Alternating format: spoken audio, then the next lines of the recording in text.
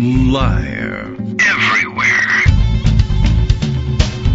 On netrootsradio.com.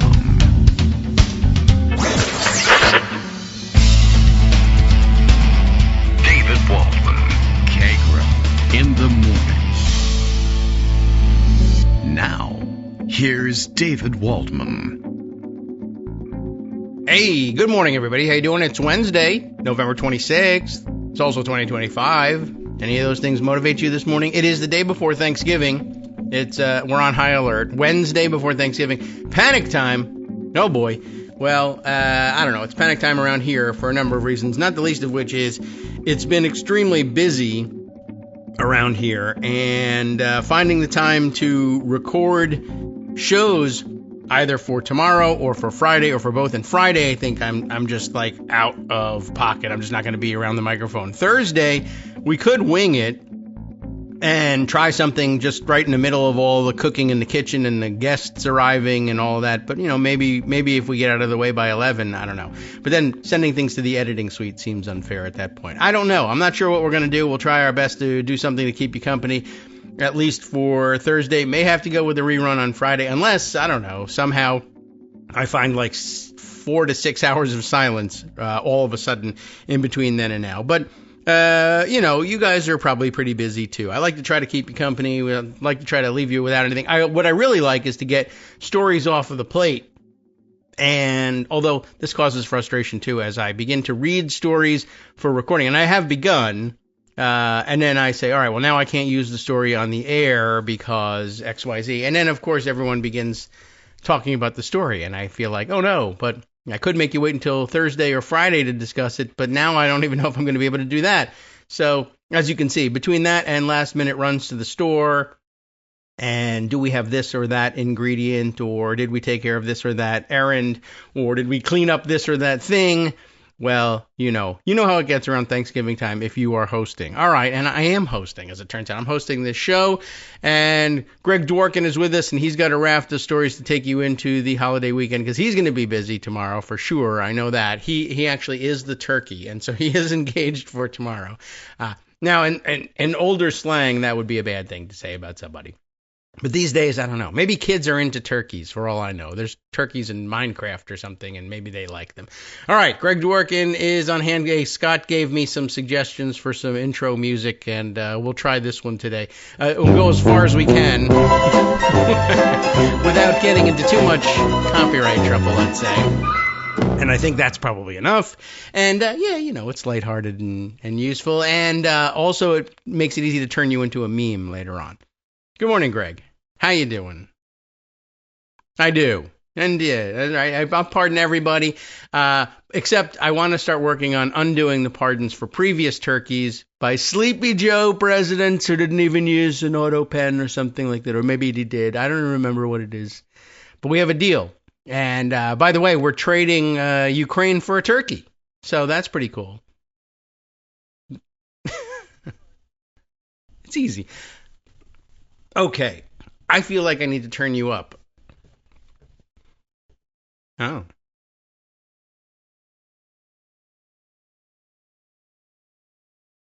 All right.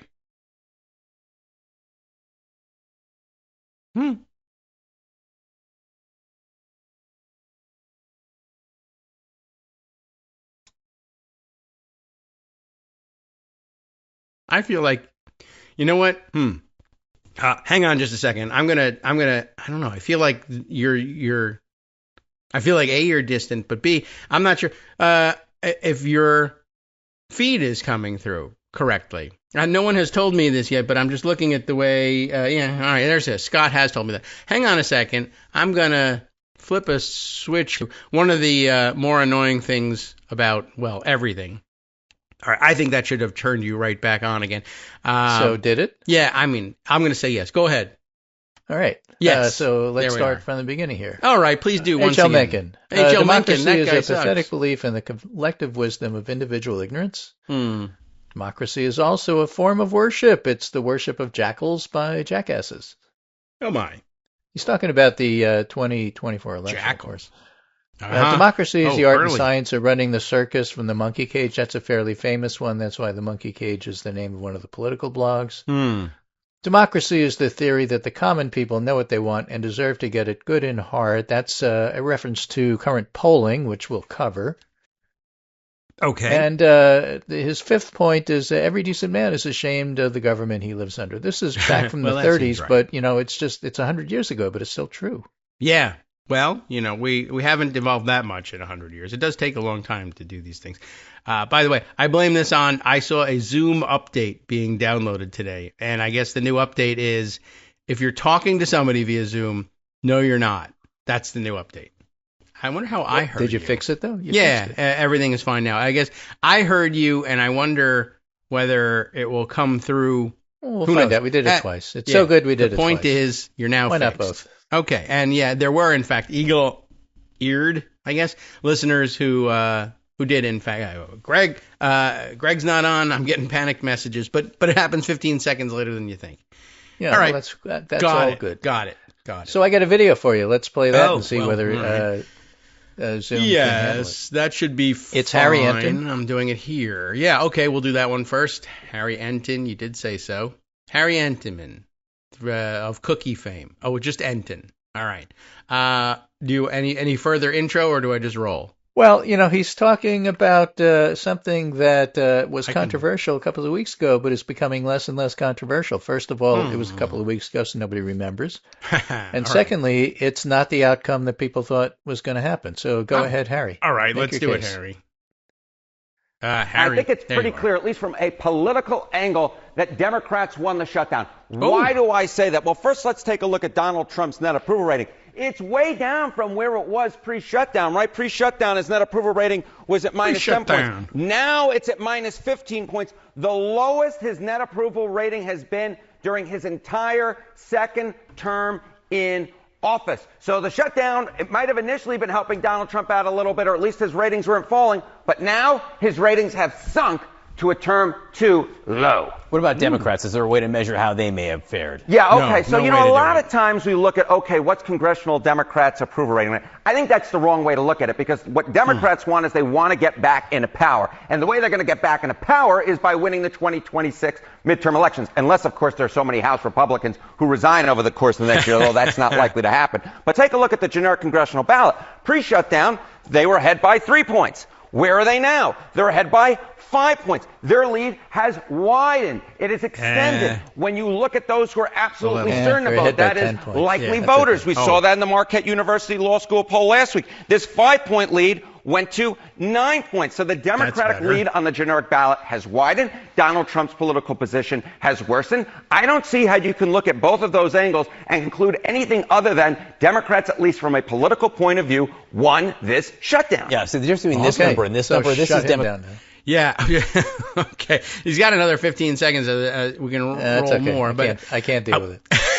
What's the matter? You can't deal with it. What's wrong with you? Oh, he's like, I think he's emphasizing his accent here these days. But all right, I was sort of metting at the difference between pre-shutdown Democratic positives at 3 points and then at 5 points. But yeah, as you were pointing out, that you relative to the other choice you would have on the ballot, basically.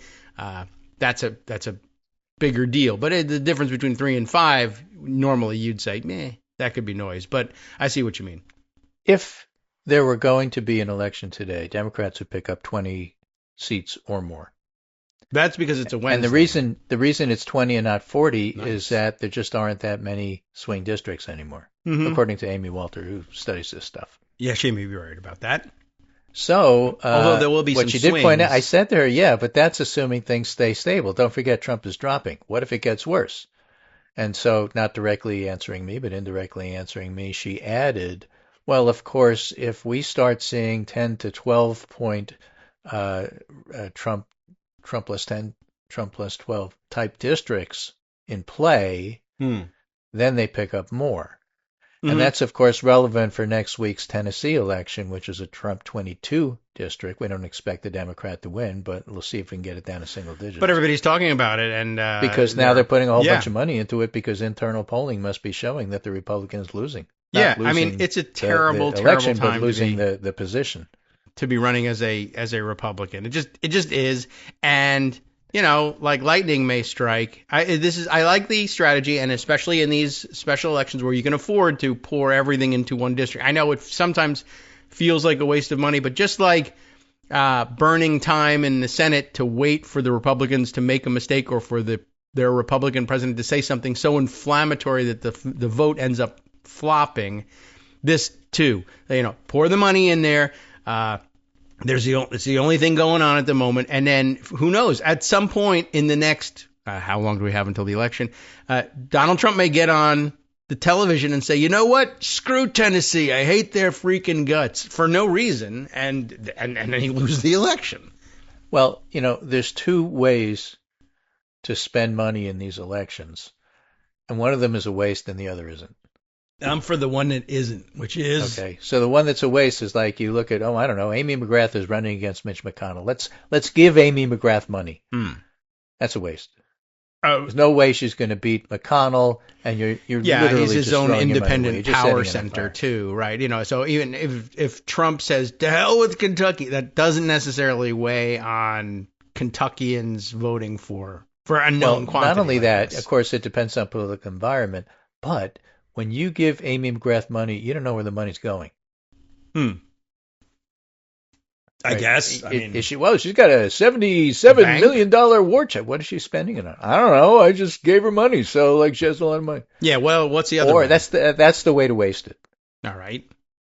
What's happening in this Tennessee special election? School vouchers. We give her school vouchers. Is the PACs are spending money on advertising. We know where the money is going. Okay. It's not in support of a particular candidate where you're giving money to the candidate. You're giving money to the election. And that is not a waste of money, even though it feels like the first one's personal and the second one's corporate, but the second one actually works better, and the first one you have no control over.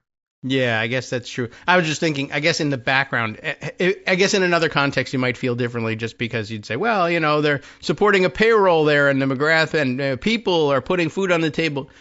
All right, well, we'll put food on the table after we win the election. I need to have ads in places where people are looking, and I can't be paying or reimbursing mileage for people who are driving back and forth to this office. Not at this stage of the game anyway. Well, let me make it simpler for you. All right. So the second way of doing it, with the PACs putting money in for this Tennessee thing, it's not a waste of money because it's not my money.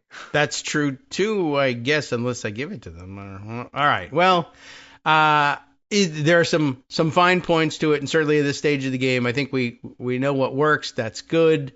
I don't know if any of us are real big PAC givers, but yeah, maybe that's what you mean, right? It's usually not my money if you're talking about PACs. It's usually that's what I'm saying. Some millionaire's money, which, you know, that sucks too. But if we win, hooray. Like I said, and then we can make it impossible to use PACs. It feels corporate, but it may wind up being effective. Hey, and what happens if all of this PAC money goes to make it a single-digit race?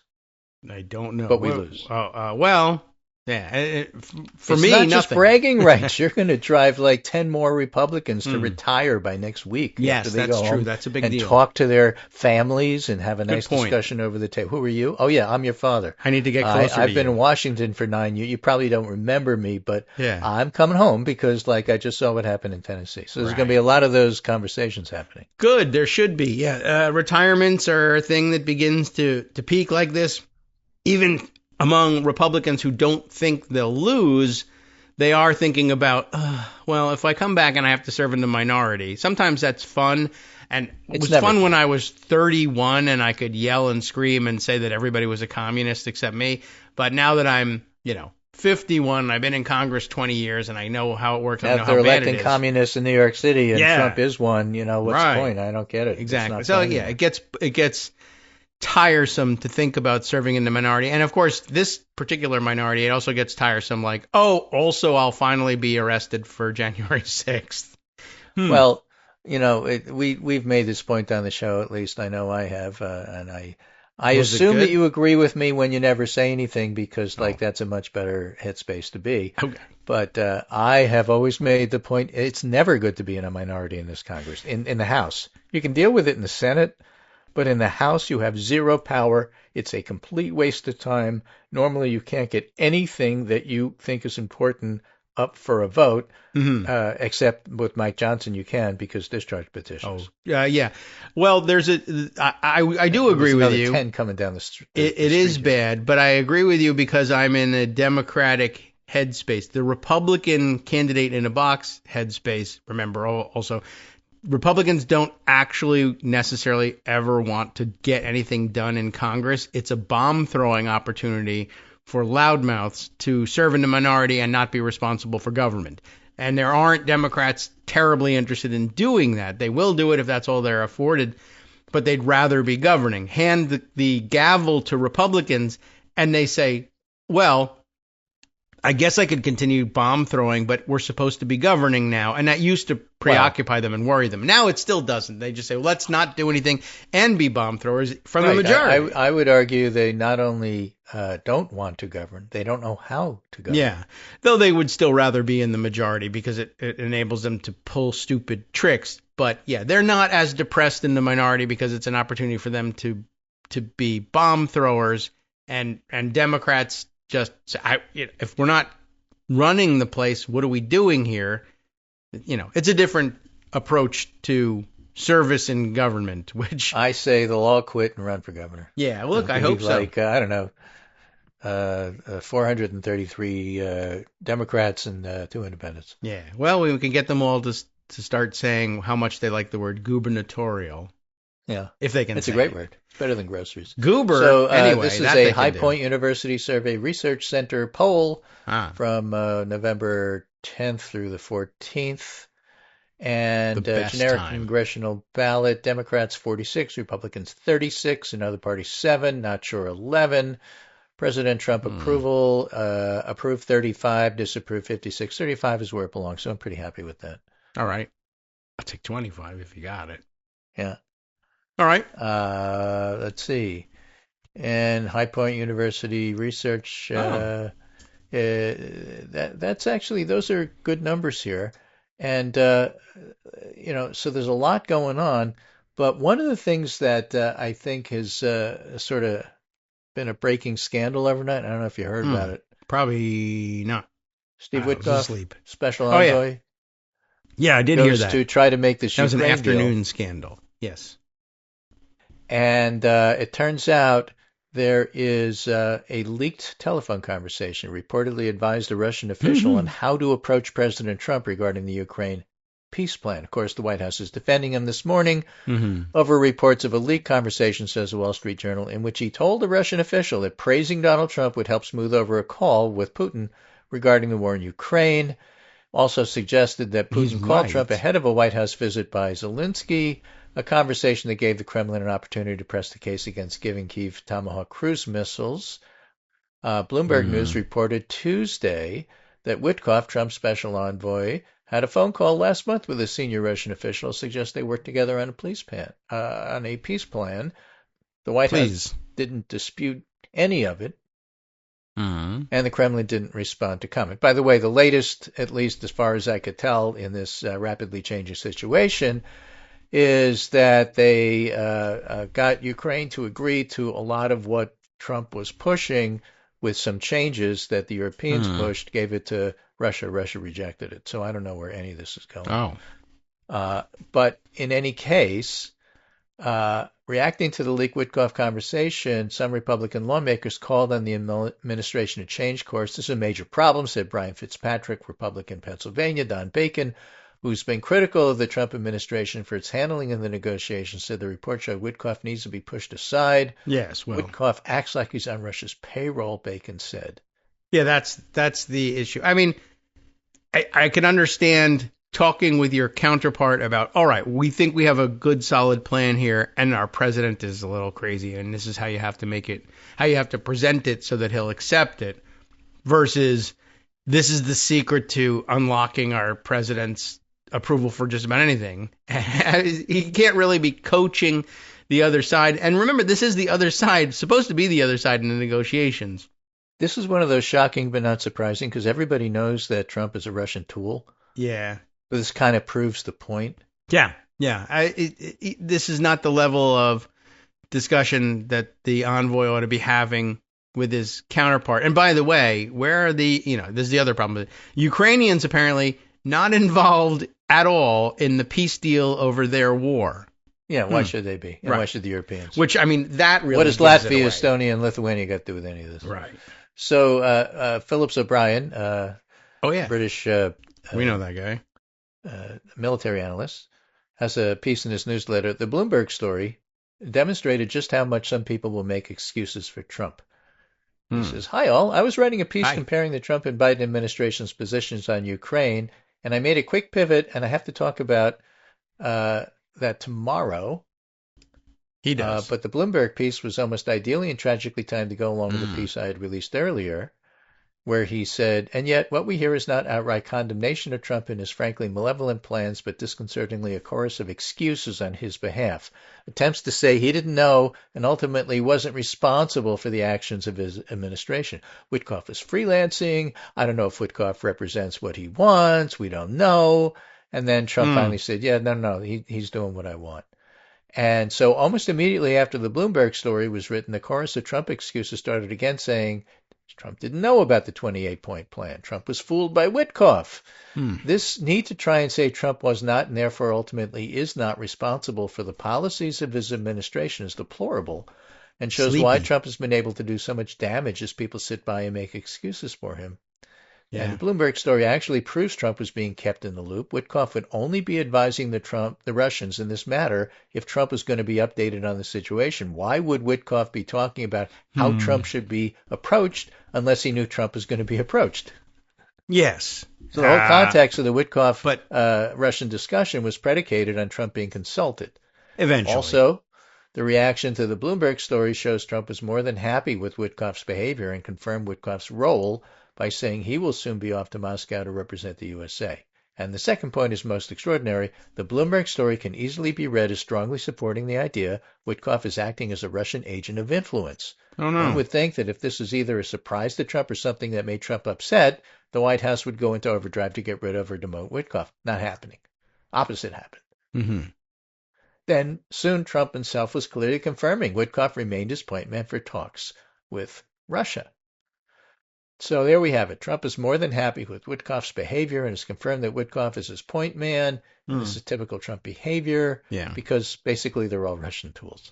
I guess so. Now, that's one way to read the story. I think it's the correct way. Oh, all right. But I have a different take on it. Okay. This it's not was a phone call. Yeah. Somebody on the phone call leaked this phone call. I wasn't on it. Who? Why? Not me. Yeah, good question. If it was a two-way phone call, that makes it easier to try to figure out. Could be the Russians. Could be. Unlikely, though, because why would they expose a Russian tool? More likely, these are J.D. Vance people. Witkoff's a Vance person. Don Driscoll, who's the Secretary of the Army, who is in line to be the acting head of Department of Defense because Hexeth is just a tool who's supposed to spend all of his time attacking Mark Kelly on Twitter. So, in other words, this is J.D. Vance group, pro-Russian, pro-Nazi, pro-fascist, pro-authoritarian. Interesting. Sucking J.D. up Vance would have to Russia. Surrendered World and what War I'm II. saying is, Yeah. Who is J.D. Vance's biggest rival right now when it comes to foreign policy and or the 2028 nomination? I mean, foreign policy. I'll give you it's two supposed guesses. to be But Marco he's originally Rubio. from Florida. Yeah, Marco Rubio. Yeah. I'm saying Rubio's group leaked this. Rubio's Grubio? Group? Marco Rubio's group is out to get J.D. Vance and the ones that leaked it. That's what I'm saying. I'm okay with that. Do I have any proof? No, but it would be irresponsible not to speculate. Oh, all right. Well, I mean, yesterday's story was that he was sort of struggling to be viewed as, connected to these negotiations. And you would think that as Secretary of State and National Security Advisor, he would have a hand in these things. But, well, the Vance group is trying to squeeze him out, and the Rubio group is trying to put pressure on the Vance group. That's what it looks like to me. All right. Well, I'm excited to see the outcome, I guess. Well, it's terrible. I mean, I'm waiting. do you want to be it seen as a fails. Russian tool? No, and that's what Rubio's going to run on. Oh, okay. Well, that's not a bad platform. You guys in are a America, Russian usually. tool. I'm not. So let's. I caution let's go in you, the proper direction Mr. here. Rubio. That used to be a lock for winning elections for Republicans. I'm not certain it is anymore. But go for now, it. But I'd be happy. look at Marjorie Taylor Greene. You got more on her too. All right. So we all have more on for her. More on. Yeah. Well. Yeah, but this is a very good piece here. Oh. And I think we'll save it for after the break because we're just almost there.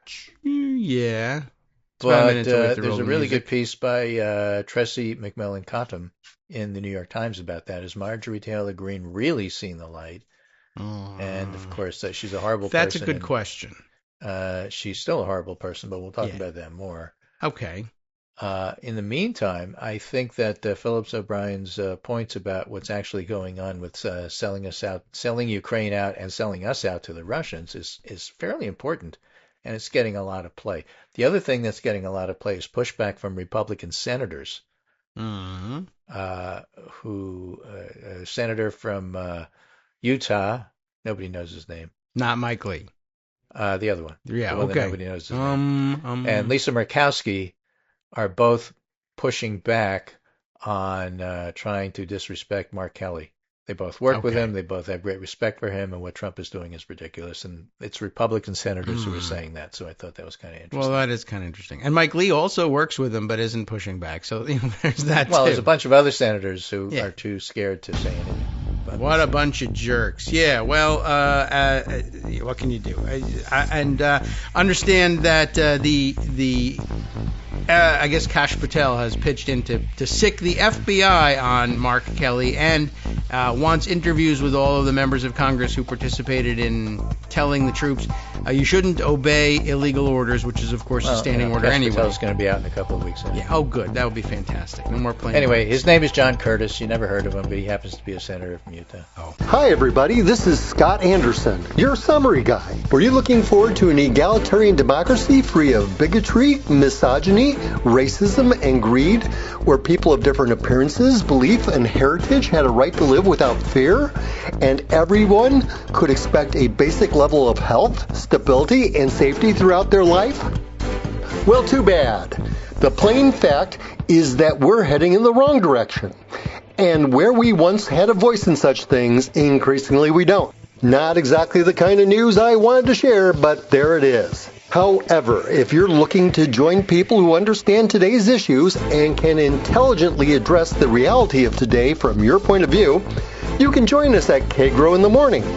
As you know, there aren't many of us out there, at least compared to them. We need to stick together, and by that I mean send us money. That is contributions to patreon.com, secure, reoccurring contributions. Those contributions keep this show in the air and us together. We've been through a lot together. The temporary loss of the presidency, we hope. The temporary loss of the House, the Senate, the Supreme Court, we hope. Face it, we are pretty much all that we have left. Remember, we couldn't do it without you, and you shouldn't do it without us. We're in this together, so thanks. All right. Oh, everybody. Hey, welcome back all to the Kagro in the Morning Show. We went and did some research. We knew on our way out into the break. We figured out who that senator is from Utah. Right. Luckily, on my desk here is the 2026 Almanac of American Politics, the Bible here. So I looked up John Curtis. I have the internet. And Republican John Curtis won a Senate seat in 2024 after earning a reputation for bipartisanship and comity during his 7 years in the House. He's worked to build Republican interest in working on climate change issues and has occasionally criticized President Trump, though, to a lesser degree than his predecessor, Mitt Romney. There you go. So that's who John Curtis is. He's defending Mark Kelly, who I assume they've met. Yeah, presumably at some point. There's only 100 of them. Right. Anyway, one of the points in Phillips O'Brien piece is that Trump does all these bad things, but nobody criticizes him, and what's up with that? And so Tressie McMillan Cottom has a piece about Marjorie Taylor Greene, who has been criticizing Trump. All right. Let's so see I what's thought up that with was of her interest. Yeah. She's not going quietly from Congress. A statement justifying her decision is 4 pages long. Her call out of politicians from both sides of the aisle is weak, cowardly, and exploitative political industrial complex. There's a nice ring to it, but it's all downhill from there. All right.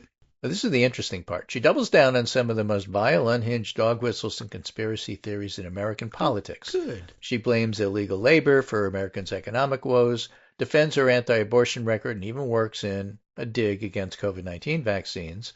It's a rant chock full of the same conspiracy-minded, unpopular populism that Green has been about her entire political career.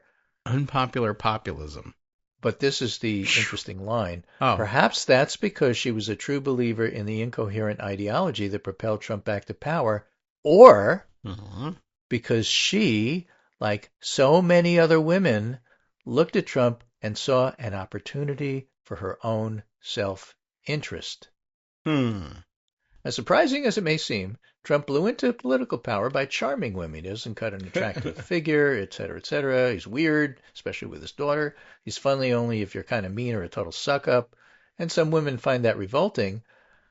But for the women of the right, women with ambitions, Trump's disregard for decorum looked like a professional opportunity. Sure, he might joke about sexually assaulting women.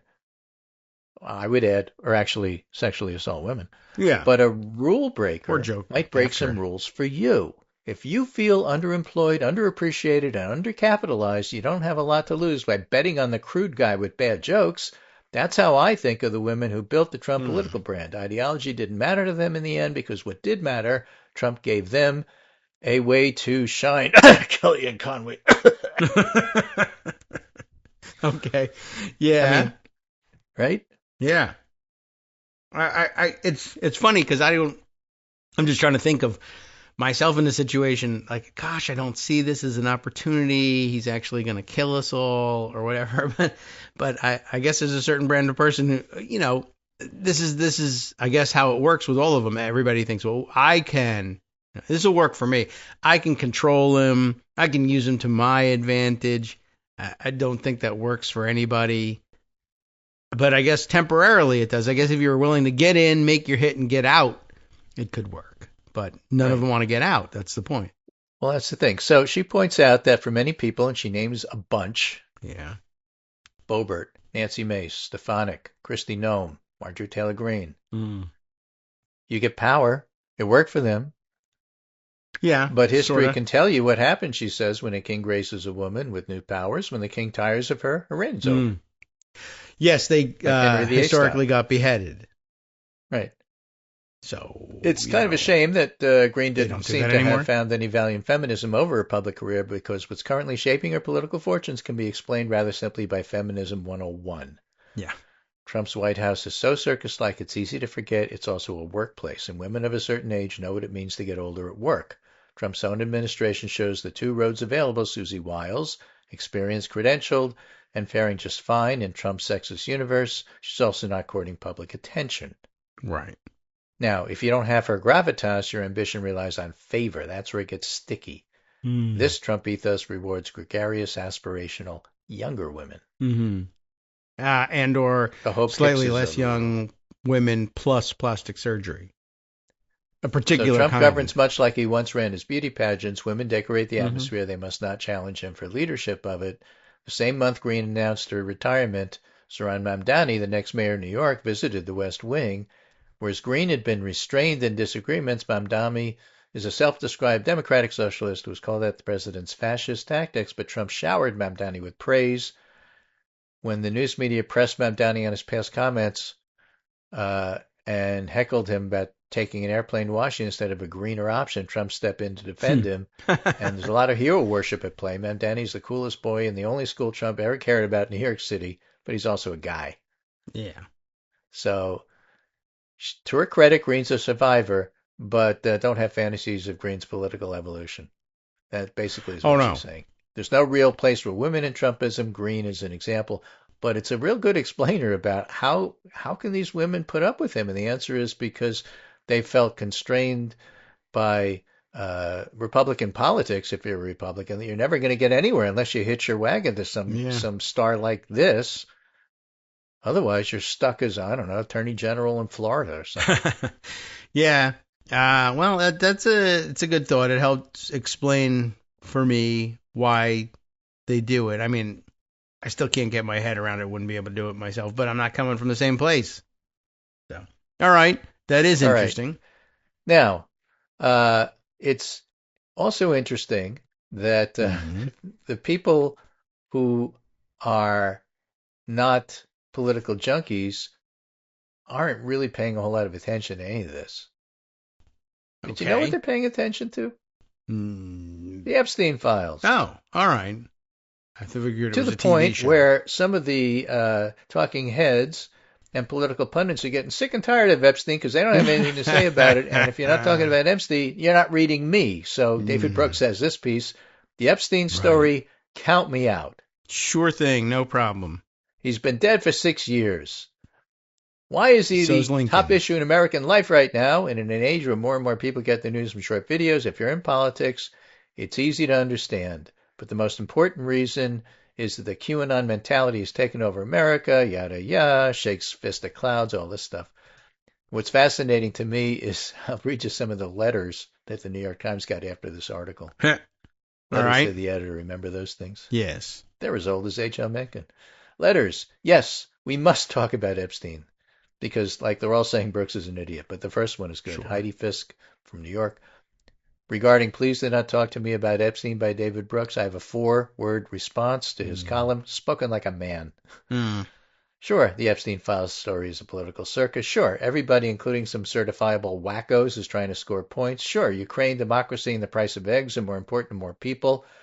But these are the reasons we need to keep talking about the Epstein files, not the reasons to look away, because it's too easy to dismiss a bunch of largely anonymous and helpless teenage victims. Case in point, not one word of sympathy for or concerning them in Brooks's 1,200-word piece. But powerful men raped and abused them and have been able to largely hide it with the apparent help of our government. For me, moral rot on this level is right up there with reading scores, China's growing technomite, and the other things Mr. Brooks finds more important.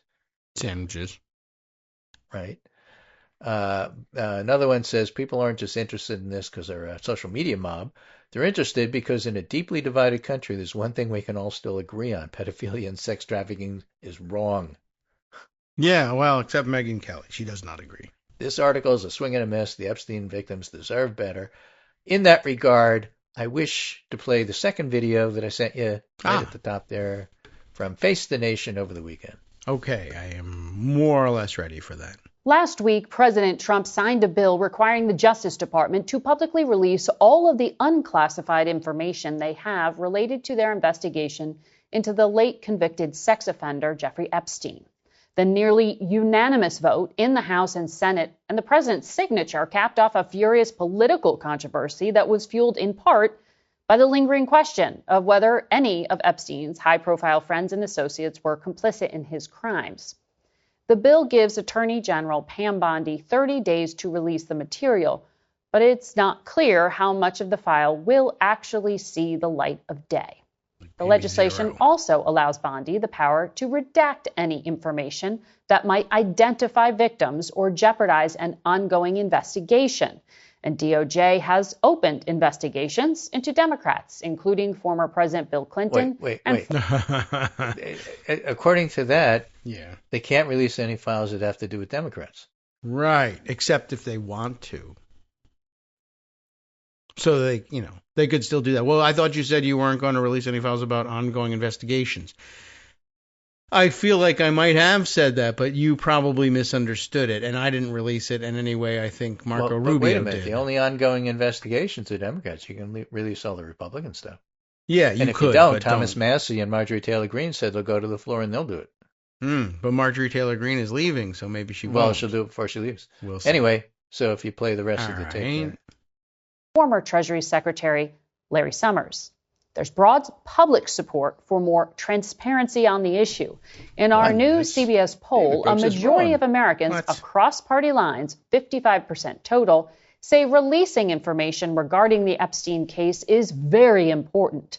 In fact, our polling shows that 9 in 10 Americans believe those files will contain damaging information about powerful or wealthy people. Is David Brooks, I guess. Although I think he actually does think that they will contain that. I just, maybe he's worried about who they are. Or it's possible he doesn't care. Last but, week, oops, hold on a President second. Trump She's going to do it again? No, stop. Yeah, no, don't do it again. But she said that the American people think it's important. Yeah. Well, they're David wrong, Brooks says and I'm it's David not. Brooks. One of them is wrong. Right. Well, you tell me which one is wrong. David Brooks is hired to put his finger on the pulse of the American people by going to salad bars at Applebee's. Yes. It is interesting how often he really goes off on the wrong track when food gets mentioned. But yeah, what's important to him, or he tries to steer the conversation and everything. But he's concentrated on so many stupid and inane things in the past. He's really got no business telling people that the thing that they say they're interested in, they aren't or shouldn't be. And what can you do? Look, Twilight of the Elites kind of a thing. What can you do? Yeah. All right. Good. Screw that guy. So how is all of this playing with Congress? Remember, we talked just the other day on Monday about that Punch Bowl piece where people were writing Jake's sermon and saying, I'm a Republican. I'm outraged about what's going on here. They're terrible. Mike Johnson's an idiot. I'm going to retire. He'll find out. A whole bunch of us are going to leave when we go home for Thanksgiving and then come back. So we'll see. All right. This is Axios, a different gossip sheet. Right. The worst good-paying job in America is the title. Death threats and infighting are spurring House Republicans to contemplate whether they want to stay in Congress or even leave early, why it matters. Marjorie Taylor Greene's scathing resignation has rattled her colleagues. Some are questioning whether the job is still worth it when the work is drowned out by censures, violent threats, and loyalty tests of President Trump. I think the only active work they do is censure each other. Yeah, more or less. 41 members have already announced they plan to call it quits at the end of the term, with more expected to follow. Most House lawmakers make $174,000 a year. Don Bacon, who's retiring in 2027, told Axios he was so angry at the Trump administration's proposed 28-point Russia-Ukraine peace plan, he thought about resigning early. White House didn't respond. Another House Republican, speaking on the condition of anonymity because they're all cowards, told Axios that while they're not likely to resign, the thought has crossed my mind, and I know I'm not the only one. What a useless thing to say. Yeah, just do it. The thought has crossed my mind. I'm not going to do anything about it. I'm not going to act like it. I just thought you should know for the purposes of this story. Yeah, I'm not sure what you gain by it if you're going to retire.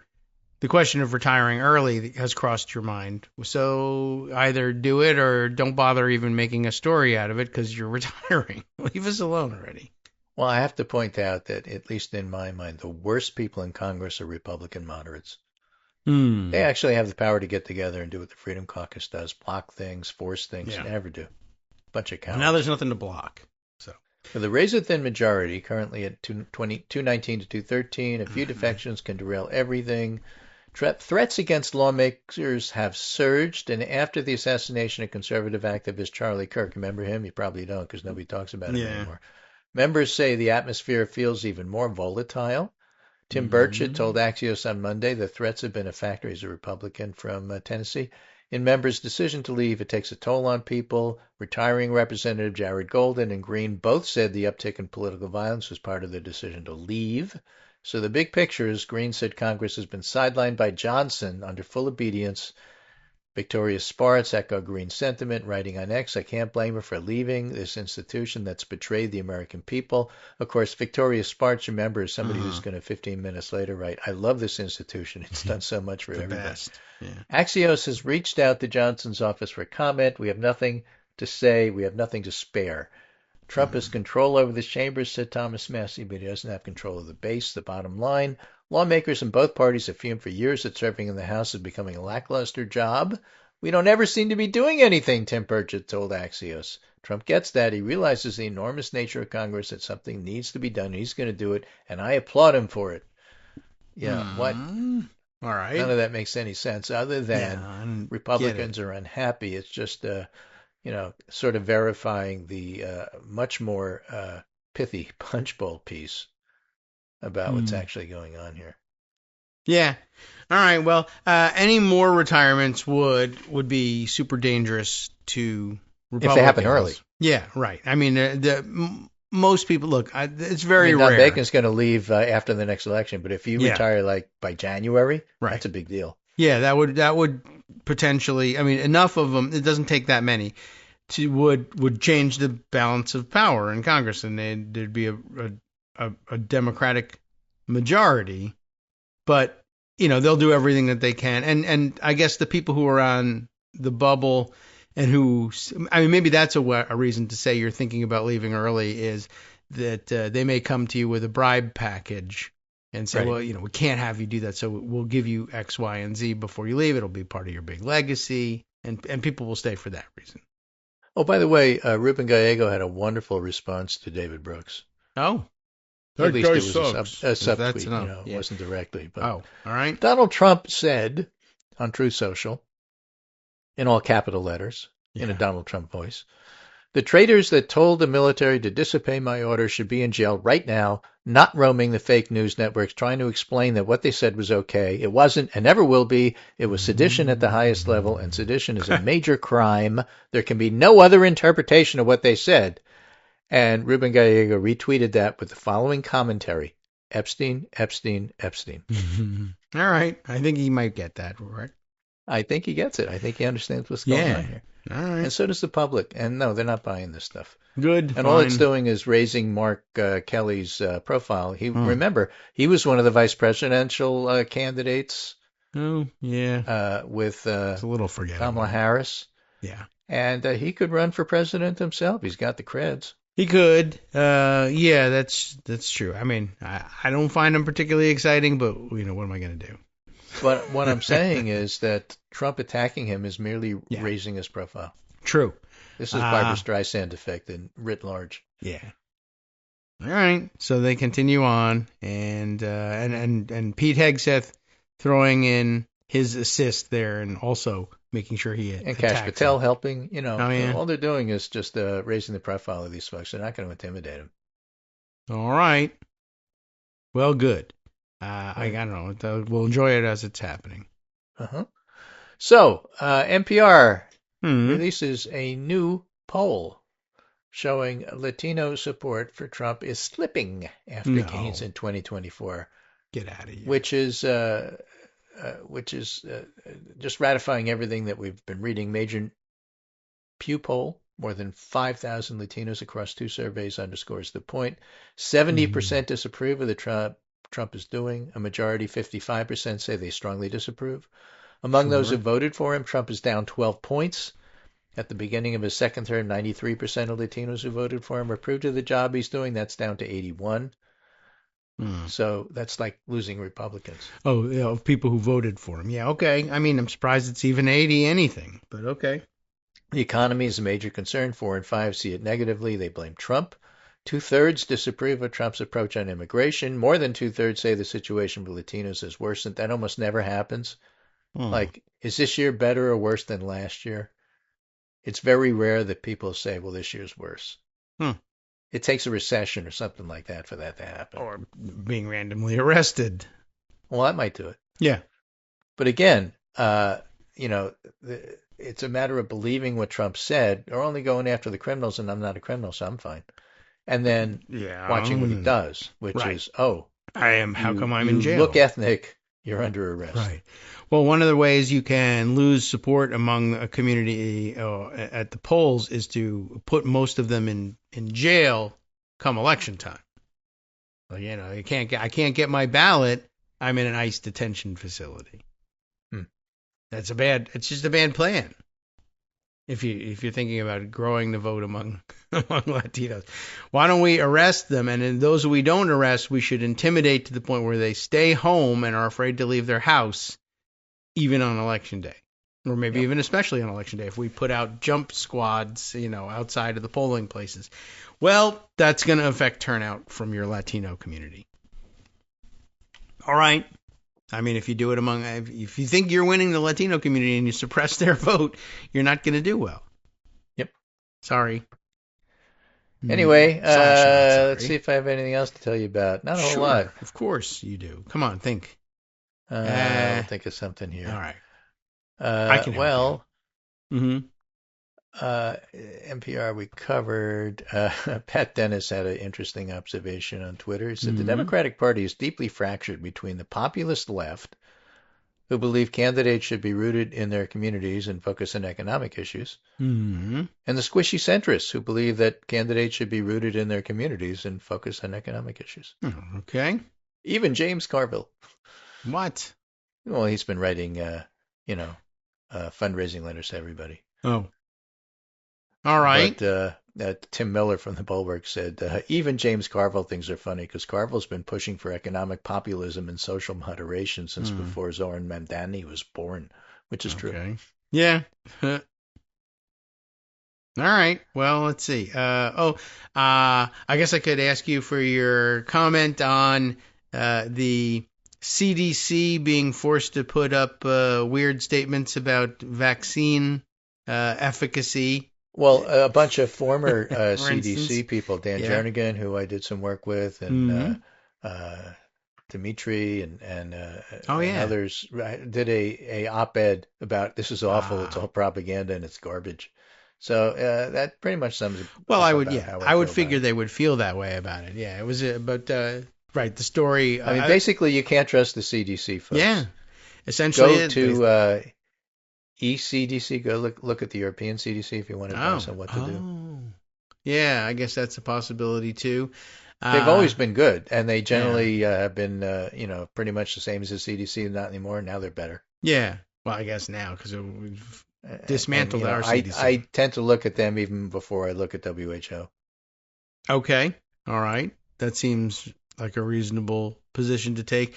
I thought it was interesting that I guess I was surprised that they said that they were putting up this statement that, okay, well, vaccines aren't, there's no scientific proof that they do anything, as a matter of fact, but we're not going to say that they are ineffective or cause autism because we promised Bill Cassidy that we wouldn't say that. Like I am a little bit surprised that they're not just saying, what to hell with that? I don't care who we promised anything. We'll just put up what I think is true.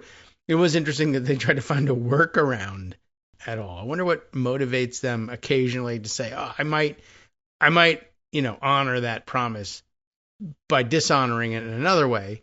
I don't know why they don't just go the whole 9 yards and eliminate the statement that they promised they wouldn't. But right now they haven't. So there's some interesting things happening at the Department of Justice. Yes, absolutely. Lindsay Halligan is disqualified because she was incorrectly appointed. Yes, that's correct. They haven't removed her, and they're still acting as if she's still in charge. Yeah, sort of, a little bit. They gave a moment's thought to having the deputy start taking over the important parts of having to affix signatures. And then publicly in defiance pulled back on that and said, no, it's still going to be her, even though she's not really there. They must have heard from Alito. Alito and Thomas said, we're going to rule in your favor later on. Don't worry about it. But, can you get another 3? It's highly questionable. They just ignored all of the statutes in place and all of the legal opinions about it. And by the way, one of the legal opinions about it was written by Alito, but I guess an earlier pre-lead poisoning Alito that saw the law a little clearer, or at least saw an opportunity to shut down a Democratic interest, presumably, in trying to get someone, appointed at some point. Anyway, when he was in the OLC, he said, no, you only get one bite at the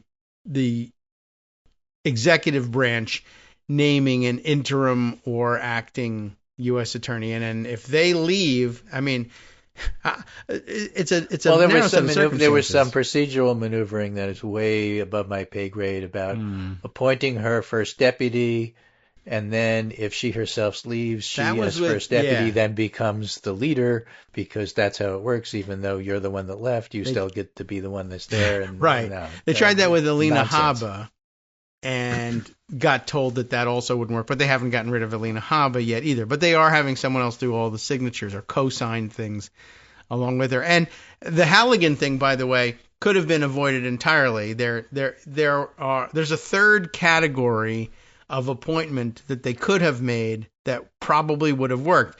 I can't make her the acting U.S. attorney. I can't make her the interim U.S. attorney, but I could name her as a special attorney, which is the title that Ed Martin carries, that also is not subject to Senate approval, but isn't one of the other two things about which Alito wrote a memo.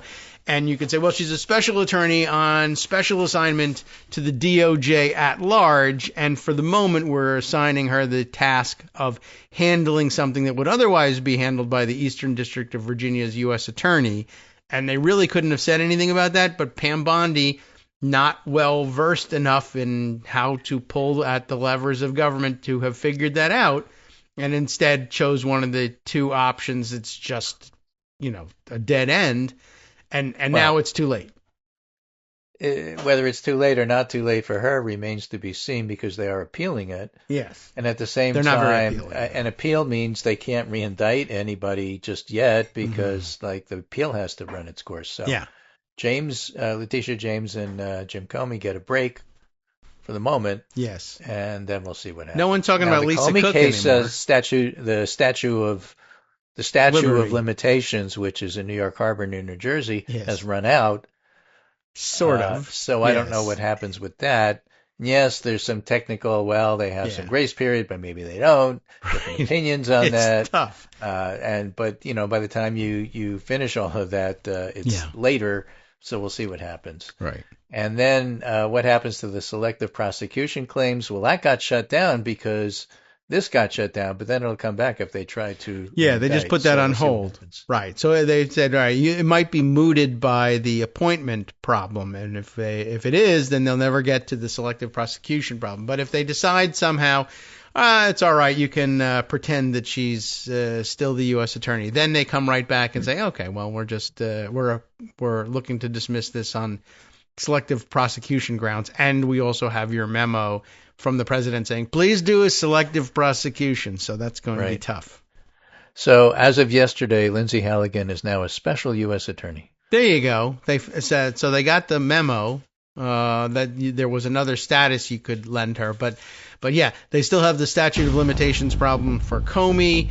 And of course, by doing this, right, and by asking everybody at the Justice Department to please indict these people, and they all refused, and so they are all fired or resigned, and then you put in Lindsay Halligan, but you do it improperly, and she immediately goes and does this, right, and then they say, actually, you were improperly nominated. Well, we'll give you a different title, and she immediately does the same thing. That's going to be evidence for the selective prosecution appeal later. All right, happy Thanksgiving. We'll see you next week.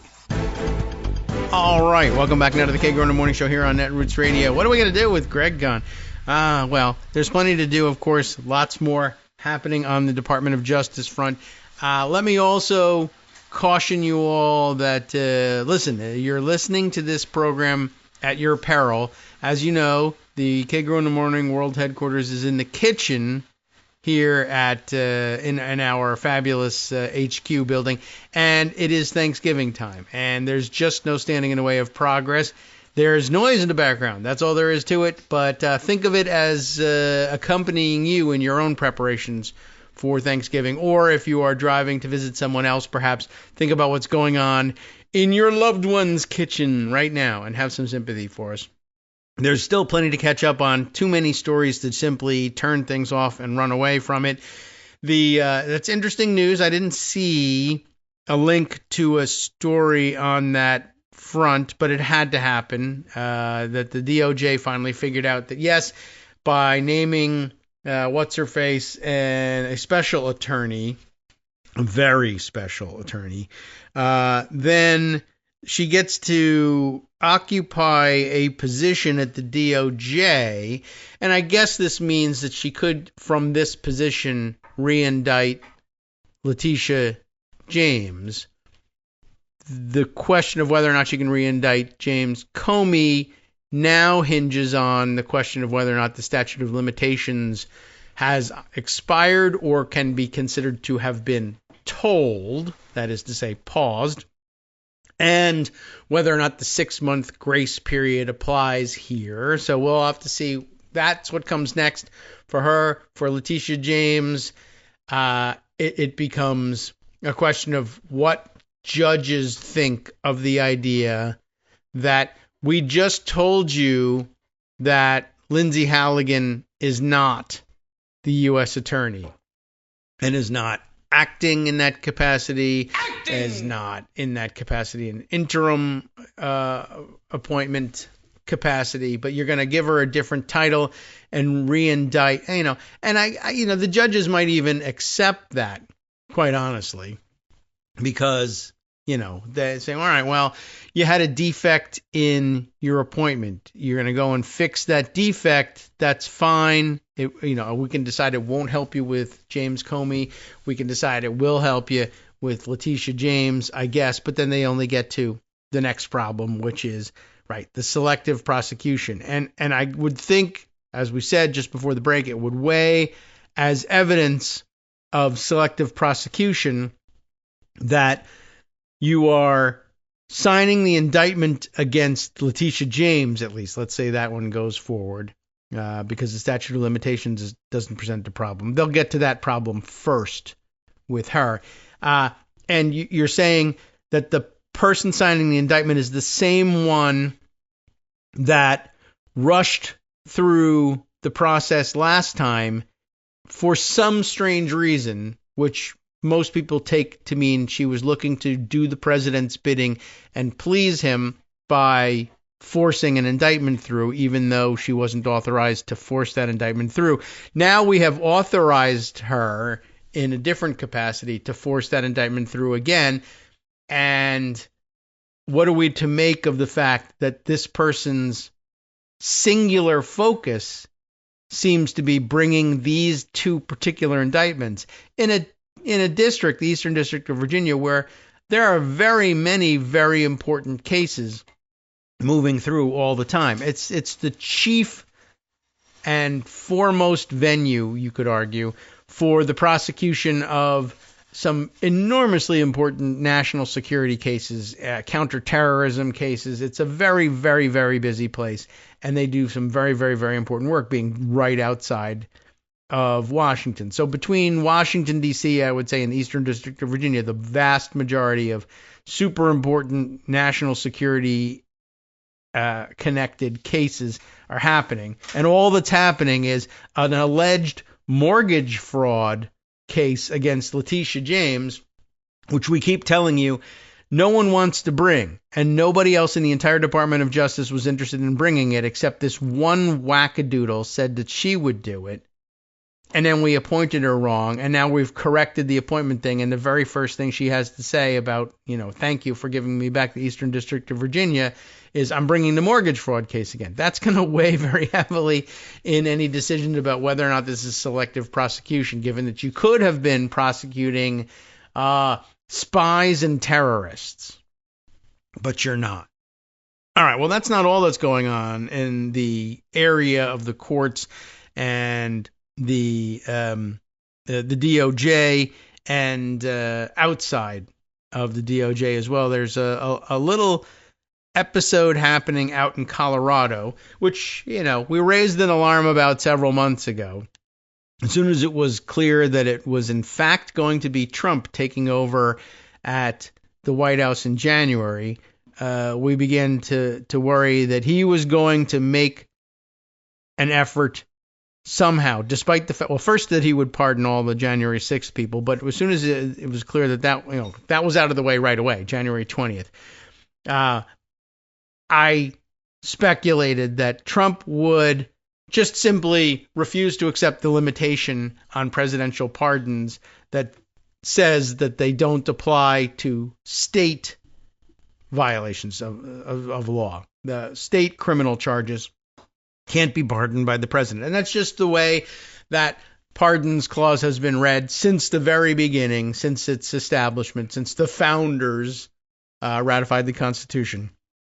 But that wouldn't satisfy Donald Trump. There would be some people he wanted to pardon from state crimes, probably beginning with Tina Peters, the Mesa County, Colorado clerk, who, of course, escorted criminals into the buildings where they store the election equipment in an effort to steal some of that election equipment, in an effort to pretend that they put it to some sort of forensic testing that no one understands because it's not a real thing. and that their results, which you can't examine and can't understand because they didn't use any real methodology, but their results show that there were absolutely, positively 110,000%, in case Trump wants to put it in terms of percentages, chance that the 2020 election was stolen from Donald Trump based on a couple of election machines that they broke. And then, while breaking into, they broke them. And then we ran them through a washing machine. And yeah, the results from Mesa County are also something we can extrapolate to the country as a whole. And therefore, something, give the White House back and erase everything that sleepy Joe Biden ever did so that we don't even have to repeal those laws anymore. Can he pardon her crime? The answer, the textbook answer, no. She was convicted under state law, and that's that. But did Donald Trump accept that as an answer? No. Though he hasn't made any bald assertion that he can pardon state crimes, he's beginning with a workaround saying, well, who can pardon state crimes? The governor? All right, is he a Republican? Let's call him and tell him, if you're a real American, you'll do that. Well, he's not. He's a Democrat. Okay, so what are we going to do? I'm going to withhold all kinds of federal funding from Colorado unless Colorado hands over Tina Peters to me so that I can pardon her, or the governor pardons her in my stead. Well, yesterday the sad news was that Donald Trump was making this threat and said there were two approaches to this problem that they were taking. One was the governor needs to pardon her, and if he doesn't, I'm going to withhold federal funds. The other was, okay, fine, don't pardon her, but instead of holding her in state prison, I want her transferred to federal prison, and then I will just direct the Bureau of Prisons to let her out of prison without pardoning her. Or maybe I'll pardon her later. I'll just make that assertion later on. But in the meantime, I'll just release her from prison. That's all she really wants anyway.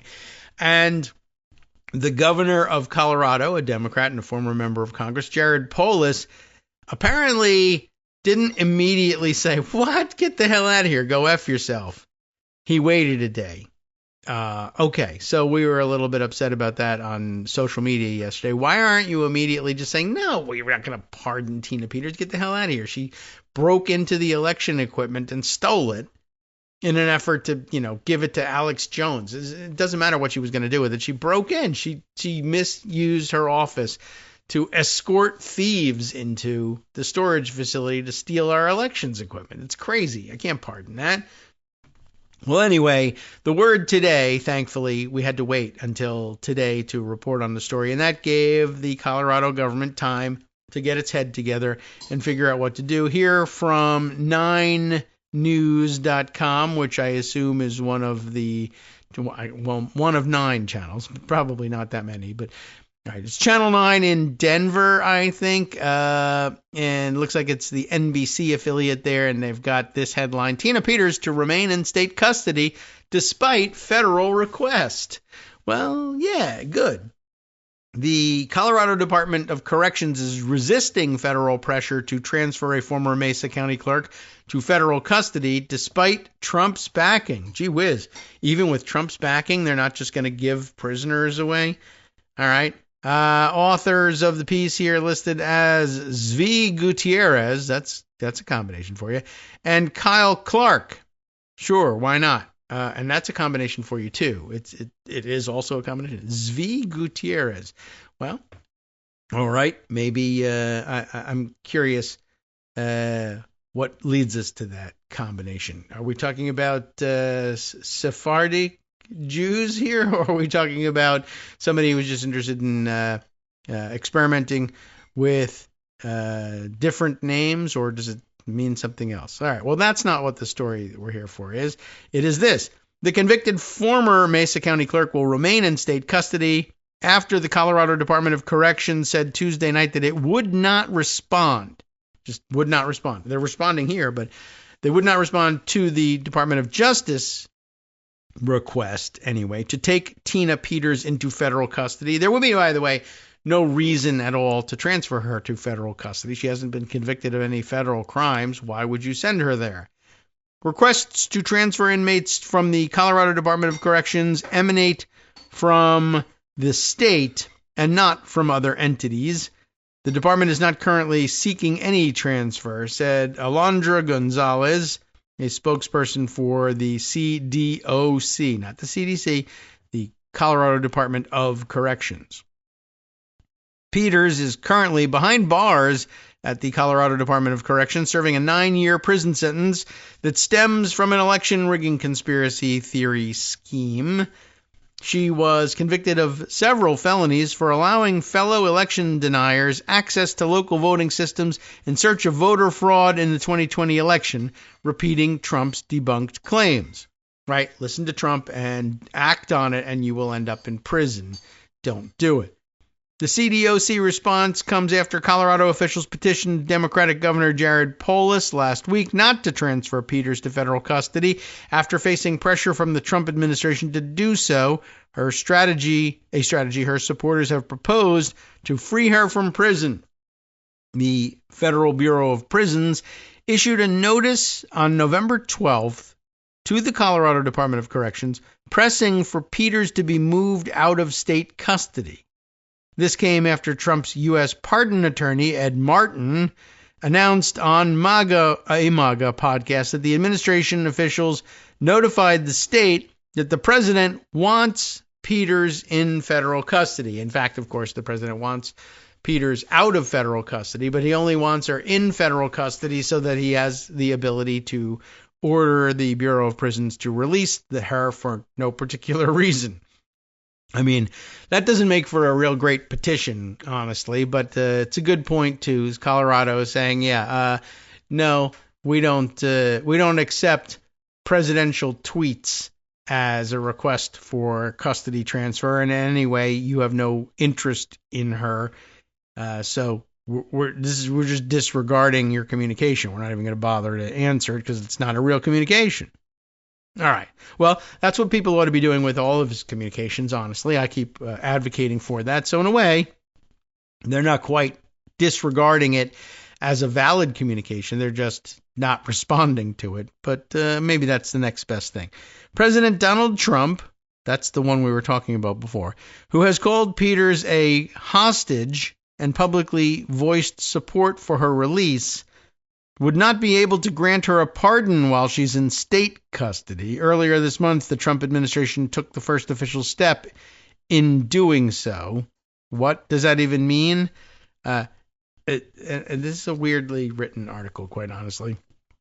But earlier this month, again, they began this paragraph oddly by, in the middle of the story, saying President Donald Trump. Like, of course, yes, that's the Trump we were speaking of a while before. Why rename the whole, why give the whole name at this point? I don't know. But called Peters a hostage, publicly voiced support for her release, would not be able to grant her a pardon while she's in state custody. Right, got that. Earlier this month, the Trump administration took the first official step in doing so. In doing what? In pardoning her while she's in state custody? Or moving her to federal custody must be what they mean, but it's just unclear. It links, by the way, to an earlier piece. Trump administration takes formal step forward in freeing Tina Peters. It was Trump threatening retaliation if Colorado doesn't release his political ally from prison. That was dated November 14th. I guess the official step being, asking for her transfer to federal prison? Okay, I mean, that's... all right. This week, her attorney endorsed the idea of Trump sending... Oh, my God. What? All right. This week, her attorney, Peters' attorney, endorsed the idea of Trump sending in the military to get her out. I should like to see what this plan is. Are we talking about, send the military, surround the prison, and lay siege to the prison unless they free her? What could possibly be? What's the non-treasonous plan for using the military to get Tina Peters out of prison? Like, I was able to imagine a way for the president to try to clear a path towards getting her out, even though he doesn't have pardon power here. But using the military, I think, is still a mystery. And is there any discussion of this? Because that should really be the bulk of the article, don't you think? Polis has not answered 9 News' questions about whether he'd bow to pressure from the federal government, and we were hoping that answer would be more clearly given more quickly. And that is actually, this is amazing. That's the end of the article, which is astonishing given what was just dropped the sentence before. Peters' attorney endorsed the idea of Trump sending the military to get her out of prison. Polis hasn't answered any questions about whether he'd bow to pressure from the federal government. And that's it. We're going to have to leave it there, everybody. That's astonishing to me, and I guess these guys are under a lot of time pressure to move on to different articles to cover, because to me, headline here is, and it's just Peter's attorney floating this, and there's no indication that Trump has agreed to even ponder this, but you know how Trump is. If this suggestion has reached his ears, he's thinking about it and is asking his advisors, is there any way I can send the military to free Tina Peters from prison? Which is also amazing because he's paying attention to one of his allies and actually trying to help. And ordinarily, that's just not something he spends a great deal of time doing. Although I'm sure he's not spending any time doing it. He's having others ponder it. But, what kind of pondering is there when you're asking Stephen Miller, can we do this? Yeah, sure, of course we can do it. Why not? And if we don't, we bomb Colorado if they don't listen to us. I guess we got to keep an eye on that one. Wow, and is Thanksgiving this sort of time while people are looking away and watching parades and eating turkey that they pull a stunt like this? I don't know. There's more, by the way, going on around the questions in the courts and in the DOJ and the justice system in general. We mentioned earlier that there was an investigation underway in Maryland about the methods by which Bill Pulte claimed to have come up with the so-called evidence, upon which now special attorney Lindsay Halligan will seek to re-indict Letitia James for alleged mortgage fraud. The Maryland U.S. attorneys are of the opinion that there was perhaps improper usage of federal powers here and possibly wrongdoing on Pulte's behalf or on his part in digging up this information they were using to attack Letitia James and then later Adam Schiff. And previously, as we said, Lisa Cook, although everybody's leaving her out of the calculus for some reason. But there's a new angle to it, I think, delivered here by the Bulwark, where Thomas Jocelyn and Susan Cork, with an E on the end, of Cork, not Susan, I guess needs to be added to the mix. This is interesting. How much did Trump stooge Ed Martin, who's also under investigation alongside Bill Pulte for this, how much did Ed Martin blab to Alex Jones? How is that even a question?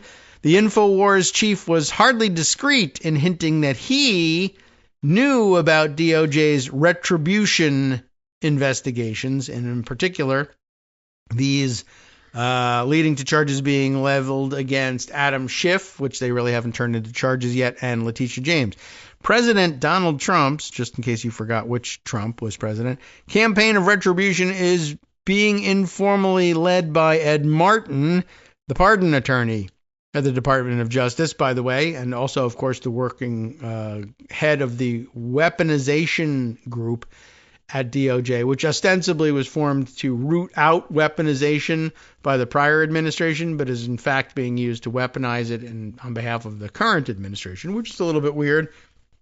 But just as weird is the fact that the retribution campaign is being headed by the pardons attorney, which seems uniquely inappropriate, don't you think? Your job is to review cases that you can grant pardons and clemency in, and instead you are working full-time to bring trumped-up charges that don't mean anything against other people when, in fact, your job is, to be looking to erase charges against people. That's an odd combination, I'll say that. Anyway, this is Trump's campaign of retribution informally being led by Ed Martin, the pardon attorney at the DOJ, and Bill Pulte, the director of the Federal Housing Finance Agency, which is another weird dual role for anybody. The fact that there's any role at the DOJ for somebody who's the head of the Federal Housing Finance Agency seems odd. But there you go. The retribution campaign is so broad, it's being run by a pardon attorney and the housing guy. For months, they've harassed Trump's political adversaries with bogus claims of mortgage fraud, but in a twist, we've now learned that the DOJ itself is investigating Martin and Pulte for allegedly improper conduct. I mean, it is improper conduct, but we're supposed to say it's alleged until they're convicted. And since they probably won't be convicted because Donald Trump will just pardon them, which is amazing. By the way, what are the odds, you think, of the pardon attorney getting a pardon for themselves if they were to get into legal trouble would be? ABC News reports that the DOJ and FBI are, quote, scrutinizing the possibility that Martin and Pulte, quote, enlisted individuals outside the Department of Justice to probe allegations of mortgage fraud, unquote, in their investigations of Senator Adam Schiff and New York Attorney General Letitia James.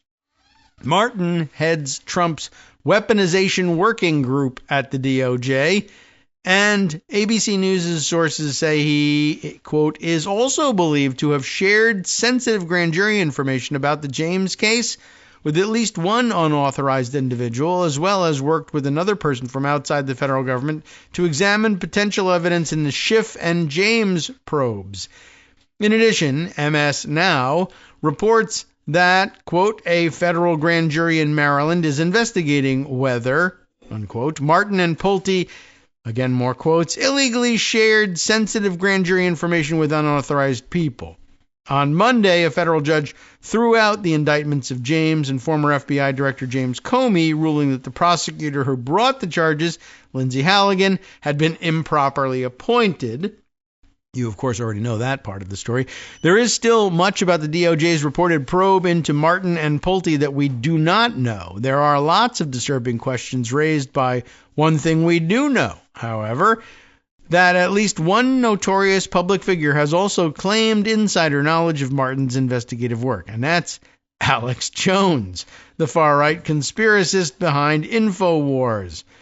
In August, nearly 2 months before James was charged with mortgage fraud, Jones told his InfoWars audience that Martin had shared his plans for investigating prominent Democrats. Jones said Martin was pursuing alleged process crimes committed by Democrats, adding that a whole bunch of grand juries had been opened as part of Martin's plan. Jones also claimed that he had taken 15 pages of notes based on his conversations with Martin. But by the way, it is interesting. Martin is going to be pursuing process crimes committed by Democrats using U.S. attorneys who aren't actually U.S. attorneys and can't actually sign those indictments because the process by which they were named to office was illegal. Not exactly a process crime per se. I don't think there's any crime involved in improperly naming people to these offices, but at some point you gotta see the irony that all of your attempts to charge Democrats with process crimes are falling victim to your improper use of process. That does seem weird, don't you think? Jones laid out the details of his talk with Martin in 2 clips posted on social media. On August 23rd, Jones posted a short video with the caption, all caps, of course, and like 5 exclamation points, "Huge DOJ actions incoming!" Jones claimed he had been speaking to high-level DOJ sources and that he had a long conversation with one today. That was again back in late August. Jones said he was authorized to tell you basically everything they told me except a few things. But, he's not authorized. There were a whole bunch of grand juries open, and I know where and a lot more, Jones said, and I can tell you Trump is cracking the whip and pushing through the DOJ, any of the bureaucrats that are trying to block this, and Trump is in daily communication with the patriots in there. Of course, there was some truth to that. They were, in fact, pushing out DOJ personnel who wouldn't go along with the plot. Eric Siebert pushed out as the acting U.S. attorney for the Eastern District of Virginia. I missed my chance to say acting, but we can do it. Acting! There we are, overlapping with the music these days. It is possible. And so that part of the claim was true. He cited the raid on the home of John Bolton, though, Trump's former national security advisor, as well as a grand jury investigation into former special counsel Jack Smith and New York Attorney General Letitia James. And, of course, it was the James case that ended up collapsing, at least temporarily, just the other day. Hi, everybody. It's me, David Waldman. Yes, the same guy who interrupts you all the time. Interrupting you one more time just to tell you again, another reminder that your contributions are what keep this show on the air, and Patreon.com, Patreon.com, is still among the easiest ways to make the sustaining subscription donations that keep us afloat. Are you ready for the pep talk about how our Patreon campaign is still going strong and growing? Well, too bad. Yeah, the plain fact is we actually are headed in the wrong direction, and whereas we once had about 175 monthly patrons, we're now actually down below 150. Time to recruit some more. Not exactly the kind of news I wanted to share, but there it is. For those of you in a position to support the show, Patreon.com does make it easy to make those secure, recurring monthly contributions to do so. Patreon.com/KagroX gets you straight to our donation page. We've been through a lot together. The worst of the pandemic, we hope. The worst of the insurrection, we hope. So go ahead and treat yourself. You don't need an excuse. Give yourself the gift of a little something you enjoy in life. Support the show. And of course, if you happen to prefer using PayPal or even the Square Cash app, we're up and running on those options too. So thanks again, everyone, for all your support. We couldn't, or at least shouldn't, do it without you. Hope you'll be on board soon too. Thanks for all your support. All right, welcome back now to the Kagro in the Morning Show here on Net Roots Radio. Just taking a pause to put on an extra layer, right? A pair of socks as things chill out here. But it's actually a pretty warm day. I wasn't expecting that. And, whatever, taking care of all sorts of business during the break, but we got to get back to the business in progress. When we left the Bulwark, reporting on a new angle on these bogus prosecutions of retribution that the Trump administration keeps trying to bring forward but keeps screwing up because, of course, there was no there.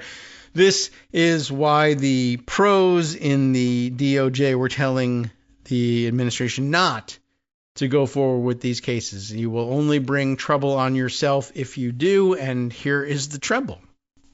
And of course, by the way, in addition to going about it at all, despite all the expert advice to the contrary, they went about it in the wrong way in every possible way. One, in how they put Lindsey Halligan into office. They didn't. And two, by sharing their plans with idiots like Alex Jones, who would, of course, blab about these things and get them in trouble.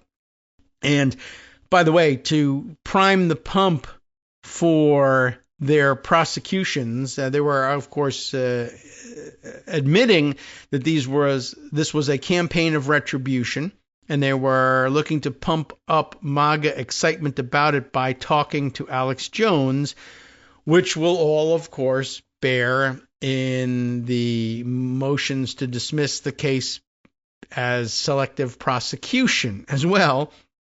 And they probably should have known that this would make it a part of the public record that they were, in fact, trying to do things this way. That's why they were telling Alex Jones about it, and that's why at some point it's more likely than usual that a federal judge will in fact agree that this was a selective prosecution. and rule accordingly. All right, so where were we with this?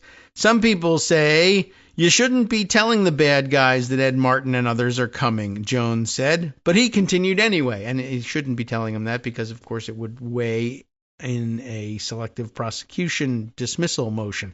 Big actions against the deep state coming. And I'm not using my Jones voice and all that. Big actions against the deep state coming, Jones said. The deep state's going to try to stage false flags. He loves to say that everything is a false flag, even if it doesn't make any sense to describe what's going on as a false flag. I mean, this isn't a false flag. And to the extent that you want to describe it that way, then you're saying the U.S. government operates by planting false flags. I mean, this government probably does, but you don't want to admit that. You're not supposed to admit that. But he just loves saying false flag. I guess his people really love those words. The deep state's going to try to stage false flags. Pray for Trump. Pray for the patriots at DOJ. There's a civil war inside there. Pray for Ed Martin. God bless you all. I mean, it's nonsense, but there it is. Jones followed up one day later claiming he was going to share a mega bombshell exclusive with his InfoWars audience. Jones said that he had spoken to Martin for 45 minutes the previous day and had taken about 15 pages of notes. Apparently that gets a gruff voice, too. I've known Ed for 25 years. He's one of the most stalwart, trustworthy people. Everybody knows that. He's in fact the opposite. Jones boasted, pointing out that Martin had appeared on InfoWars many times before. The president trusts him so much, and he doesn't say things that are half-baked or untrue. It's a weird set of quotes here, but you see what they're trying to string this thing together into a sentence that makes sense. Jones described Martin as the president's roving field marshal with authority over all the country. He, that is Martin, has full discretion from the president to say whatever he wants. He decided to tell me, Jones said. According to Jones, Martin laid out his plans for investigating prominent Democrats.